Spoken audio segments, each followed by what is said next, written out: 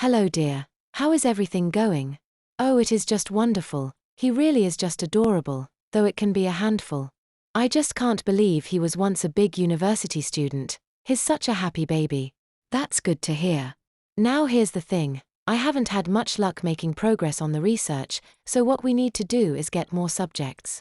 So I need you to talk to all your friends from the fertility clinic and get the names of other women who have had trouble conceiving, especially single ones. Christy nodded. No worries, I'll get right to it. It would be wonderful to have a little playgroup. I think Mikey is quite lonely sometimes. Yes, exactly. I have very high hopes that with enough subject we can make progress. Back home again, Christy cut up and mashed the food that Mikey would have for dinner. It was hard work, but she enjoyed it thoroughly. It was very exciting to think that soon there would be other oversized babies like her little one. Every day was an adventure for Mikey. She really envied him. He was perfectly happy and didn't understand or care that he had lost something. Right now he was sitting in a baby bouncer. His toes just brushing the floor. Bouncing up and down with glee. Screeching his success, a smile that could light a city on his face. Mikey loved his bouncy seat. It was so fun to go up and down over and over. How could this ever get old? He was glad Mummy took his shirt off. It was scratchy and he liked feeling the air on his tummy. The carpet was nice and soft on his toes too. Then Mummy came and took him out of the bouncy seat and he sat on his bottom on the carpet. He sat up all by himself. He was very proud of that. Mummy sat down with him and sang a silly song. He didn't know what she said, but he liked her voice.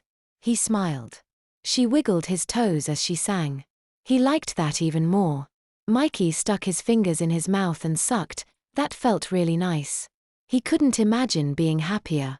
Mary sat at home in front of her computer sipping tea. The work with Christy had gone well and several women were interested, including one of her other students, Melanie. Since most of the women were single, of course, that just left the problem of where to find suitable candidates. But always a resourceful woman, she soon had a solution. Mary logged on to another ABDL site and typed in the personal section. Looking for a break from the real world, want to enjoy the tender care of a mummy again. Come spend the week at Nanny Mary's nursery in Mount Eden. It is an experience that can't be missed. Mary had several responses by that evening. She smiled with success as she deleted their names and numbered the emails instead. The names were irrelevant, they wouldn't be needing them anymore.